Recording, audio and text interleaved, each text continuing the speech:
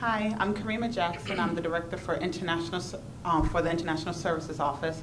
A few things that I wanted to let you know. First, we are fortunate to have close to 800 international students on campus. That's including undergraduates and our graduate students, and also students who have recently graduated who may be doing their OPT, which is optional practical training.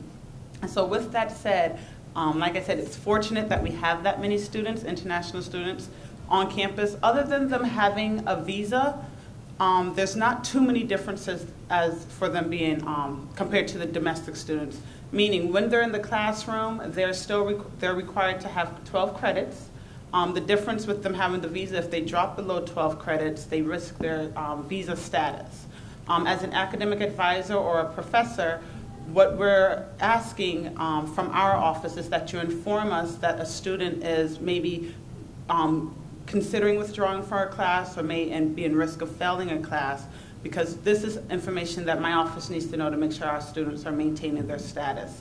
We do recommend that you do not encourage a student to withdraw from a class and, so that they don't get an F. We actually prefer an international student to receive the F because it helps them prove that they have been maintaining their full-time status. So although the student's not going to like it on their GPA that they, or their transcript that they have an F, a failing grade, when it comes to the possibility of maybe reinstating the student or proving that they have had good intentions, it's better to show the F. You may have seen an authorization for less than full-time form come across your desk. Those forms are for students who may have a legit reason for being below full-time. Like I said, for our undergrads, that's 12 credits. The main reasons for being below full-time include it's their first term and they are having difficulties understanding the new American teaching methods. They may have an English language barrier where they do not understand, they can't keep up necessarily at class because English is not their first language. This is something that you as the advisor, when you get these forms, the student may say it's their first term here. However, there may be some students who are transferring. So it might be their first term at UNH. However, it's not their first term in the US. It's your decision as the advisor or professor to understand what the student's saying. Sometimes students feel that because it's their first term here, whether they transferred from another school or not, that they have that right to drop below full-time. I'm trying to put more responsibility on advisors because once I get that form and it's signed, I'm usually the one, I double check, but you're the one who's in the classroom with them and understand if they are actually unable to understand the class. Another reason for students to be below full-time is if they are in their last term. If they just need 3 credits to finish up their term, that's fine.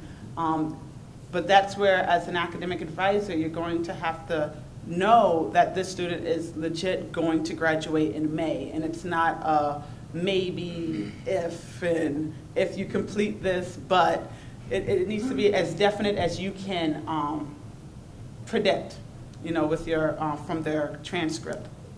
And of course, medical reasons.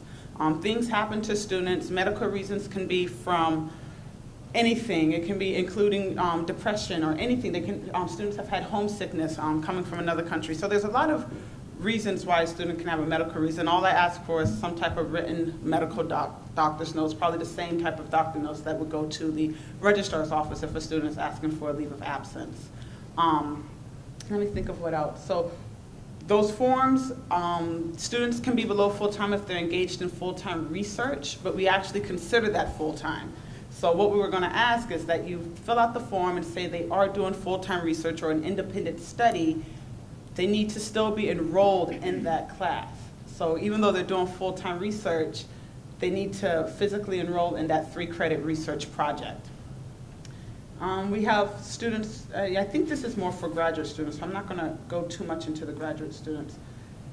We have students who we encourage to do CPT, which is curricular practical training. We are experiential university, so we are experiential learning university, so there's opportunities for international students to work off campus as long as it's related to their coursework.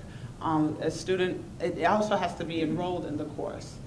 If any student is interested, or if there's an internship that you encourage and a student can enroll in it, please send them to my office, whether it's paid or unpaid, because I feel that some international students may not understand that they, even if it's an unpaid volunteer for the term that they're getting credit for, they still need to come to the office for us to report that information and give them clearance that they can do an internship.